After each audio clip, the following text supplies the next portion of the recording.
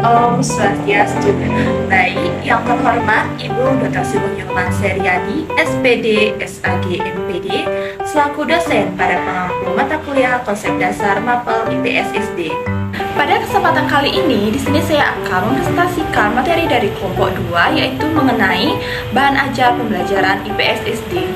Baik, sebelum saya memulai presentasi pada hari ini, izinkan saya terlebih dahulu untuk memperkenalkan nama. Perkenalkan, nama saya Niftut Ayu Srinyadi, presensi 6 dengan NIM 22110311087 dari kelas B1 Denpasar semester 3. Baik, langsung saja pembahasan materi yang pertama, yaitu mengenai pengertian bahan ajar. Nah, jadi apa itu bahan ajar? Jadi, bahan ajar adalah segala bentuk bahan yang digunakan untuk membantu guru atau instruktur dalam melaksanakan kegiatan belajar mengajar di kelas. Bahan yang dimaksud bisa berupa bahan tertulis maupun bahan tidak tertulis. Selain itu, bahan ajar juga dapat diartikan sebagai segala bahan, baik informasi, alat maupun teks, yang disusun secara sistematis yang menampilkan sosok utuh dari kompetensi yang akan dikuasai peserta didik dan digunakan dalam proses pembelajaran dengan tujuan perencanaan dan penelahan implementasi pembelajaran. Selanjutnya, materi yang kedua mengenai tujuan pemilihan bahan ajar IPS, yaitu yang pertama, mendukung tujuan kurikulum. Bahan ajar IPS harus sejalan dengan tujuan dan standar kurikulum nasional atau daerah. Hal ini mencakup pencapaian kompetisi dasar, indikator, dan tujuan pembelajaran yang telah ditetapkan. Yang kedua, meningkatkan pemahaman konsep. Bahan ajar harus dirancang untuk membantu siswa memahami konsep-konsep dasar dalam IPS seperti geografi, sejarah, kebudayaan, ekonomi, dan pemerintahan. Yang ketiga, merangsang minat dan motivasi belajar. Bahan ajar sebaiknya mampu merangsang minat dan motivasi siswa terhadap pelajaran IPS. Yang keempat, mengembangkan keterampilan berpikir kritis siswa. Pemilihan bahan ajar IPS di SD seharusnya dapat memacu pengembangan keterampilan berpikir kritis siswa, seperti kemampuan menganalisis, mensintesis, dan mengevaluasi informasi. Dan yang terakhir, yang nomor 5, yaitu menyediakan pendidikan inklusif. Pemilihan bahan ajar sebaiknya memperhitungkan keberagaman siswa di kelas, termasuk siswa dengan kebutuhan khusus, sehingga dapat memberikan dukungan dan akses yang sesuai. Selanjutnya, materi yang ketiga yaitu mengenai faktor yang mempengaruhi pemilihan bahan ajar IPS SD, yaitu yang pertama ada kesesuaian dengan kurikulum. Bahan ajar harus sesuai dengan kurikulum yang berlaku. Ini termasuk mencakup standar, kompetensi, indikator, dan materi pembelajaran yang diharapkan untuk diajarkan di tingkat SD. Yang kedua, relevansi dan daya tarik.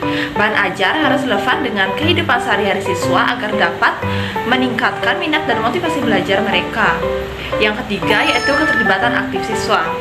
Bahan ajar sebaiknya mendukung partisipasi aktif siswa, metode pembelajaran yang melibatkan diskusi, kegiatan praktik atau proyek dapat meningkatkan pemahaman dan penerapan konsep IPS. Yang keempat, dukungan teknologi. Pemilihan bahan ajar juga dapat dipengaruhi oleh ketersediaan teknologi di sekolah. Penggunaan multimedia atau teknologi digital dalam pembelajaran dapat menambahkan dimensi interaktif dan mendukung variasi gaya belajar. Dan yang kelima, kemampuan guru. Kemampuan dan kenyaman guru dalam menggunakan bahan ajar tersebut sangat penting. Bahan ajar yang dapat diakses dan diimplementasikan dengan mudah oleh guru adalah lebih efektif. Dan materi yang terakhir yaitu mengenai proses pemilihan bahan ajar IPS SD, yaitu yang pertama ada analisis kurikulum. Menganalisis kurikulum nasional atau daerah untuk memahami standar, kompetensi, indikator, dan tujuan pembelajaran yang harus dicapai. Yang kedua, kesesuaian dengan gaya belajar. Mempertimbangkan gaya belajar siswa, beberapa siswa dapat lebih baik belajar melalui visual, sementara yang lain melalui pendekatan auditorial atau kinestetik.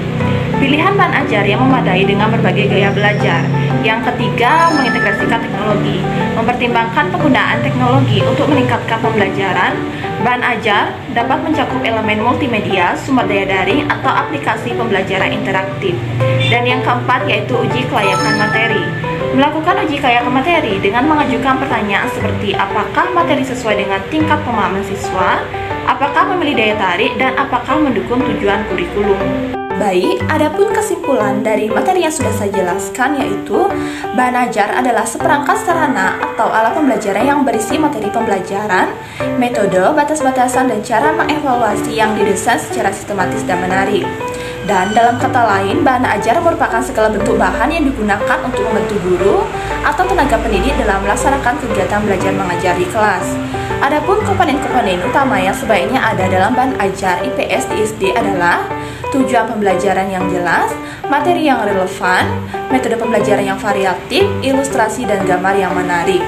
Kaitkan dengan dunia nyata, evaluasi dan latihan, referensi dan sumber bacaan. Kegiatan proyek atau penelitian, integrasi nilai-nilai budaya dan kebangsaan, aksesibilitas, inklusi, dan panduan untuk guru.